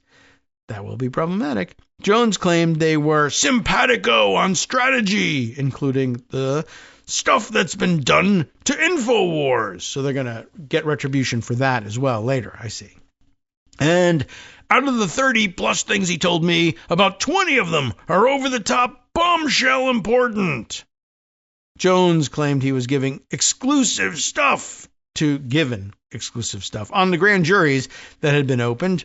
I'm sorry, this is him again. They've got grand juries open in Virginia, Missouri, New York, and a bunch of other states. Jones told his audience, and I don't mean just one per state. There was the extra one we heard about the other day, right? Martin was planning on investigating Democrats for tax evasion and other supposed crimes. I can tell you that there's process crimes all over the place in this, Jones said. So when you see people indicted for process crimes, that's not because they're limiting it. That's to get them in the bear trap. And then to get them to roll over, Jones said. They're going to get them any way they can, the InfoWars host said at one point, claiming that they had filed fake tax returns and committed perjury. Among Martin's targets, according to Jones, is Chicago Mayor Brandon Johnson. They haven't gone after him yet, who has got a big old bullseye on his commie ass for supposedly inciting people against ICE agents in the city. Another target is former special counsel Jack Smith. They've got Jack Smith's emails, his text messages. They've got everything. Well, yeah, he was working for the government. Jones claimed all of that, of course, adding that Martin was even looking, that's quote, looking, at this evidence as he spoke with Jones on the phone. The InfoWars host accused Smith of seeking to roll out actual North Korean tribunals for trying tens of thousands of people in mass show trials on January 6th related charges, an especially unhinged allegation. Martin has claimed elsewhere that Smith wanted to hold a maxi trial for hundreds of defendants. Jones lauded Martin for pursuing indictments. They just never had anybody at the DOJ who had balls enough to do this and try to get the indictments, Jones said. Well, that's true. They didn't have anybody who wanted to try to get these indictments because they weren't gonna. He added, and Ed Martin is in there with the goods, and they're going to get grand juries that aren't in places like D.C. At the end of Jones's segment on August 24th, he flashed a picture of Martin standing outside a brownstone in New York, of course. The images match footage of Martin outside Letitia James's Brooklyn townhome that was posted online by the New York Post earlier in the month. We saw that. On August 15th, the Post gleefully reported that Martin, conspicuous in a beige trench coat in the middle of August, was spotted inspecting Tish James's multifamily residential property that is at the center of a federal mortgage fraud investigation. By the way, the charges here in Virginia have nothing to do with her home in New York, and so far we haven't seen any charges brought based on that one either. Prior to joining DOJ earlier this year, Martin served as the president of the Phyllis Schlafly Eagles, not the actual Eagle Forum, but the knockoff group called Phyllis Schlafly Eagles. On August 25th, the Eagles trumpeted Martin's conversation with Jones. Ed tells Alex Jones that justice is coming swiftly, the Eagles wrote in an email. Alex Jones took to the airwaves on Sunday, August 24th, to talk about an in-depth phone call he had with Ed over the weekend. The Eagles added, emphasis in the original here, "There's just too much to explain. You simply must watch the video to hear about their phone call." On September 14th, Alex Jones posted a picture of himself standing alongside Martin with a caption that reads, "The deep state is in deep," well, we'll say deep doo-doo, as they used to say back in the old days before they were, I guess, freed psychologically to use stronger language. Then, on September 23rd, Jones posted a letter from Martin to an attorney representing FBI Special Agent William Oldenburg, a first responder to the Sandy Hook massacre. Oh my goodness, they're getting into that. Martin's letter is dated September 15th, the day after Jones posted his side-by-side photo with Martin. So I guess maybe they must have discussed this, and then Ed Martin decided, wow, that would be a pretty serious diversion from, normal serious work for the pardon attorney / weaponization working group chair to say, yeah, part of the retribution campaign is to go after people who investigated the Sandy Hook shooting. All right. You want to bring the Trump administration there? I mean, you shouldn't, and we don't want to counsel you to do it, but if you're gonna pay. All right, so let's see. Jones trumpeted the letter with a caption claiming the Martin-led weaponization working group had launched an investigation into the Democrat Party / FBI for supposedly directing, and this is Jones, directing illegal lawfare against Alex Jones and InfoWars. In the letter, Martin requested information regarding Oldenburg's role in certain litigation that may benefit him personally and that may impact our citizens and our legal system. I believe we did hear about this. Ominously, Martin wrote that there are criminal acts protecting the citizens from actions by they're criminal laws. But there are criminal acts by this government. There are criminal laws protecting the citizens from actions by government employees who may be acting for personal benefit. Martin encouraged the attorney to review those laws. Jones, of course, already well known as a spreader of paranoid and wacky ideas, became especially infamous for his bizarre claims about the Sandy Hook shooting, which left 20 children and 6 educators dead. I think we all know that. Jones falsely claimed it was a deep state false flag operation, of course, because everything's false flag. Oldenburg and the families of some Sandy Hook victims sued Jones for defamation and the infliction of emotional distress. Oldenburg testified during the case, explaining that Jones's conspiracy mongering led to threats against him. They forgot the word him, and other law enforcement officials. Jones lost the case and was reportedly ordered to pay Oldenburg $90 million out of a total judgment of $1.4 billion. Christopher Mattei, Oldenburg's lawyer, blasted Martin for sending the letter. Thanks to the courage of the Sandy Hook families, InfoWars will soon be finished, Mattei, M-E-T-T-E-I, Mattei, I don't know, said. In his last gasps, Jones is once again harassing them, only now with the corrupt complicity of at least one DOJ official. It's as disgusting as it is pathetic, and we will not stand for it. On September 24th, one day after Jones posted the letter, Martin withdrew his written request. I think he came in for some serious criticism from higher-ups there. Martin was reportedly admonished by, of all people, Deputy Attorney General Todd Blanche for sending it. Assuming Jones is telling the truth, what else did Martin tell Jones about his investigations into top Democrats? What is in Jones's 15 pages of notes from his conversations with Martin in August? Did they discuss the investigations into Schiff and James? We do not know. We do know that the relationship between Martin and Jones is deeply troubling. Given Martin's roles inside the DOJ, it shows that Martin is pursuing an extreme sensationalist agenda, not justice. And I guess if you're that well equipped to characterize, with good, decent evidence that Martin is pursuing a sensationalist agenda and not justice, that will become part of the calculus a judge weighs in deciding whether or not some of these things are, in fact, selective prosecutions. All right. I thought that was kind of interesting and deserved some time for us. Let's see. Other things to catch up on.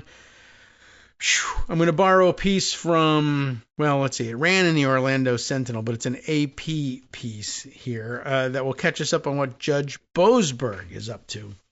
In another of the ongoing cases, judge to proceed with contempt probe after U.S. flew migrants to El Salvador prison in March. And the story here is twofold. One, Judge Boasberg is basically saying that he's determined now, and I know his work in pursuing contempt of court charges against the people who, essentially lied to him in his courtroom the first time around was temporarily stayed. It's gone all the way up the chain. It's now back down to him. The Supreme Court refused to bar him entirely from pursuing these contempt cases. They just imposed some additional conditions, and he's just basically saying, all right, well, I'll meet those conditions and then move ahead with my contempt case. Because you remember what happened is Boasberg was the one who said, look, you can't use the Alien Enemies Act to deport these people based on the record you've produced here. They're just not eligible for this kind of punishment under the Alien Enemies Act. Sorry. And in fact, bring them back. They've had no due process. You've basically lied to us about the premise under which you're deporting them. No more people can leave this country under these premises, and those who are en route currently should be turned around. If there are any planes in the air, even if they've cleared U.S. airspace, you're still a U.S. operator. This is still a department of the United States government. You're under my jurisdiction. Turn around, bring those planes back. And this was when, of course, Emil Bove told people inside the DOJ, we may just have to tell judges to go F themselves. And I guess Boasberg was the first one they went to and said, yeah, you'll have to go F yourself. And now Boasberg says, look, I'm entitled to get to the bottom of how this happened. I need to know who it was who heard that I had ordered planes to turn around and instead said, nope, don't turn around, keep going, land in El Salvador, put those people in the CICOT prison. Doesn't matter to me what the federal judges said. Now, as it turns out, we have learned the names, and Judge Boasberg has a pretty good idea of who those names are, but he says, I need to hear from these people as witnesses in court. I need to question them. We need to find out whether, in fact, they're the ones who advised the government to keep going, and who was it that made the decision to keep going based on their advice. And as it turns out, by the way, lots of people gave that advice. And now that the judge is saying, well, I need to know who made the decision, it's interesting. They're all saying, Kristi Noem, she did it, not me. I told her to do it, but she's the one. If you're looking for the one who listened to me and made the decision, it's Kristi Noem. So right under the bus, where she belongs, which is fine. I'm happy to see it, and you will be too. That's the upshot of this article we're going to read. Judge to proceed with contempt probe after U.S. flew migrants to El Salvador prison in March. The judge asked attorneys to identify witnesses and offer plans for how to conduct the probe.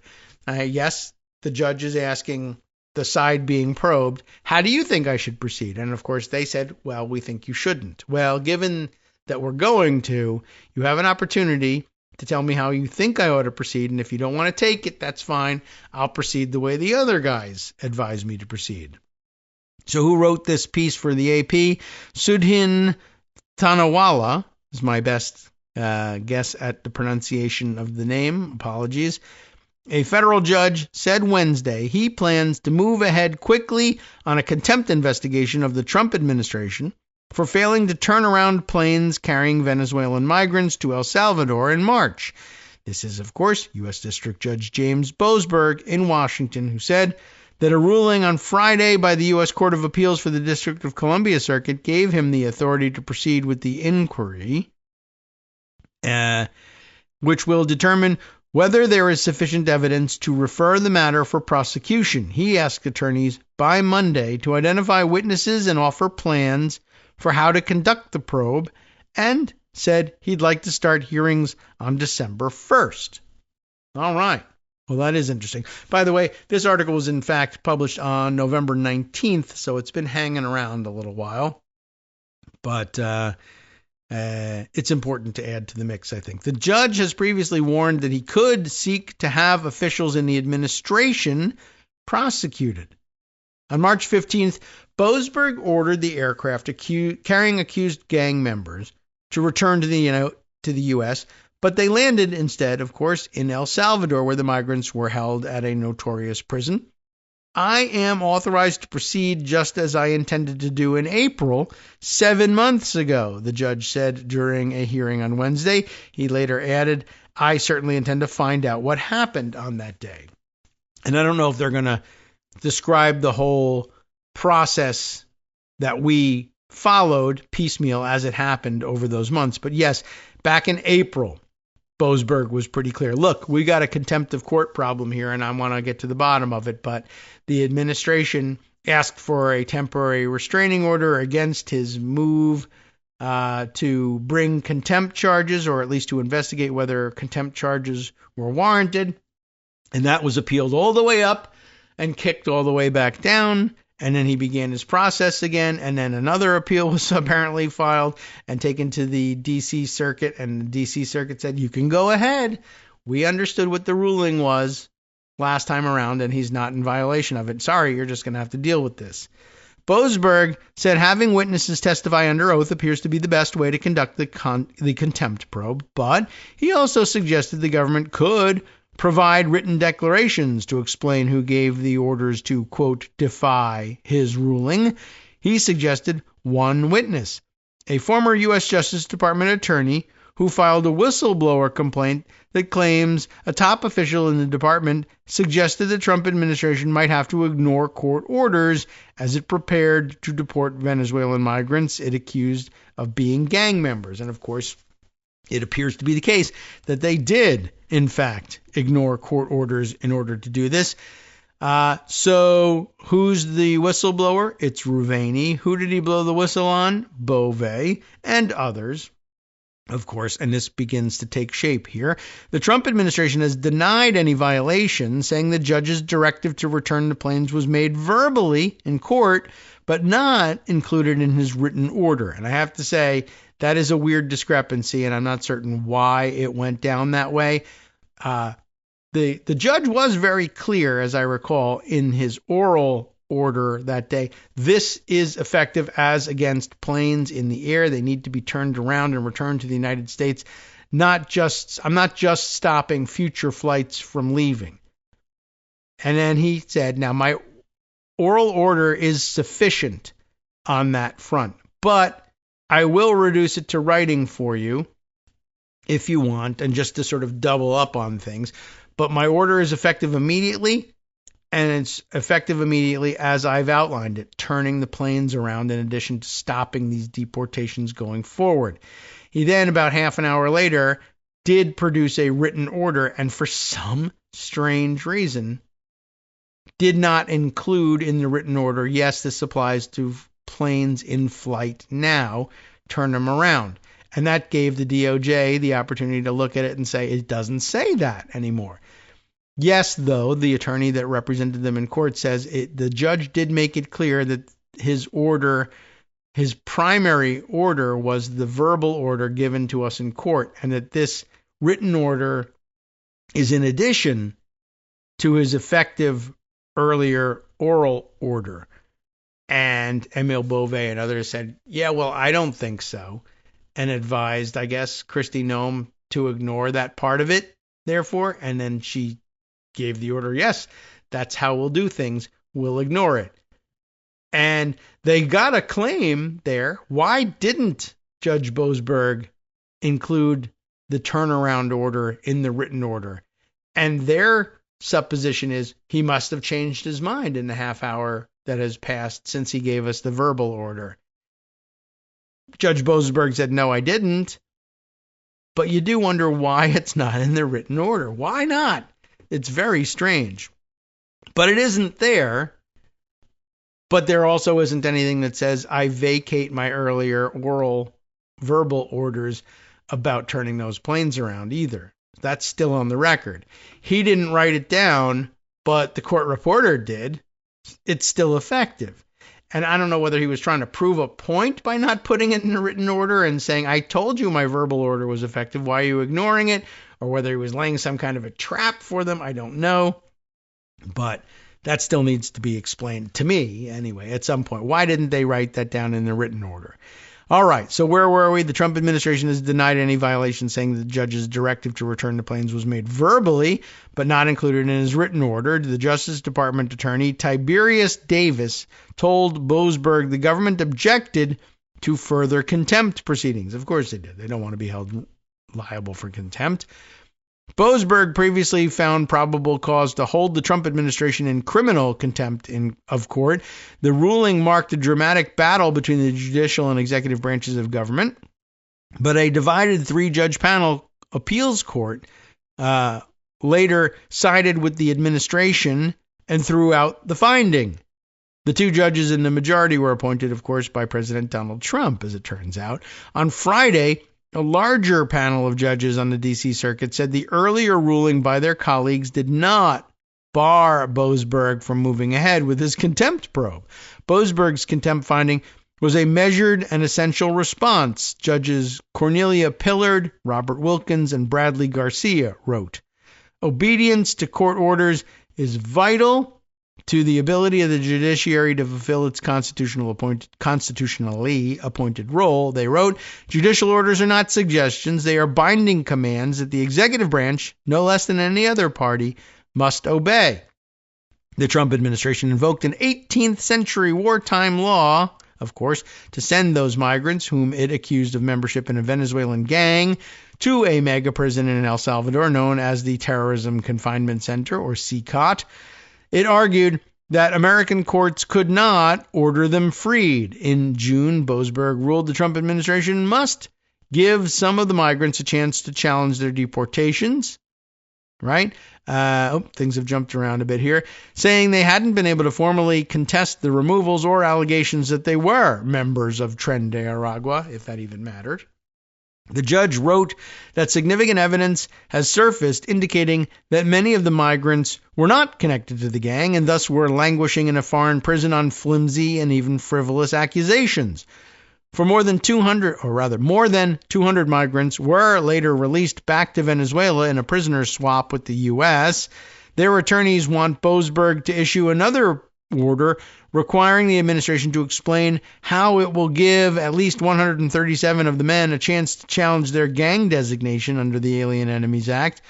The men are in danger in Venezuela and fear talking to attorneys who have been able to contact about 30 of them, but they overwhelmingly want to pursue their cases.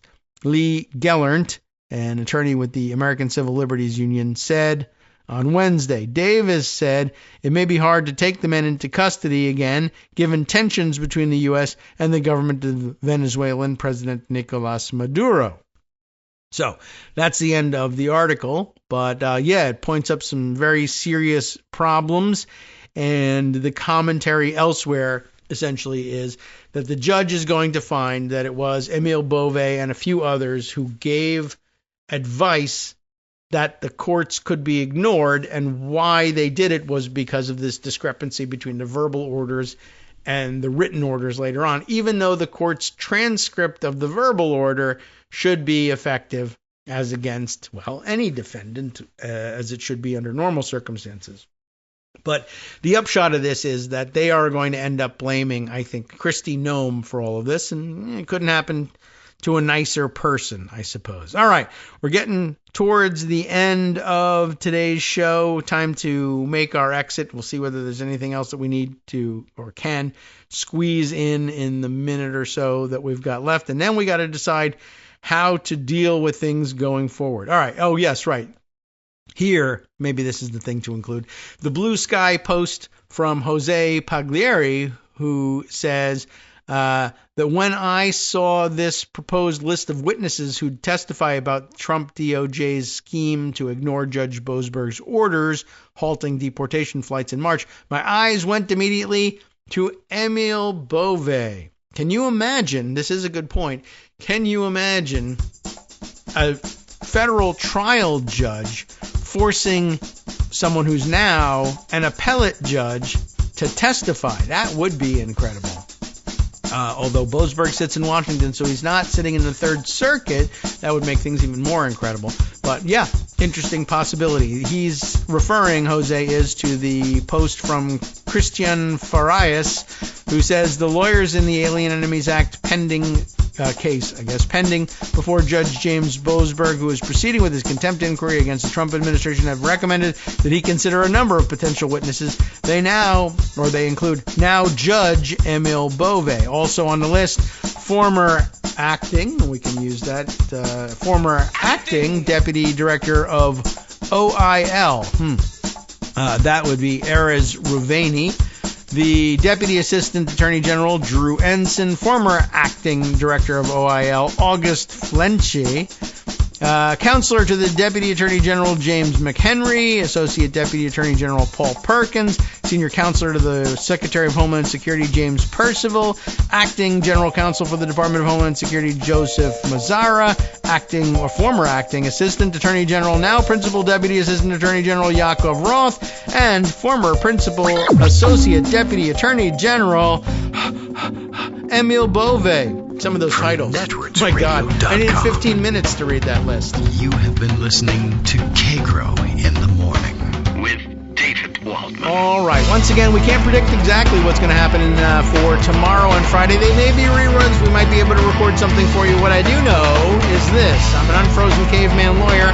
And next up is Justice Putnam with the West Coast Cookbook and Speakeasy.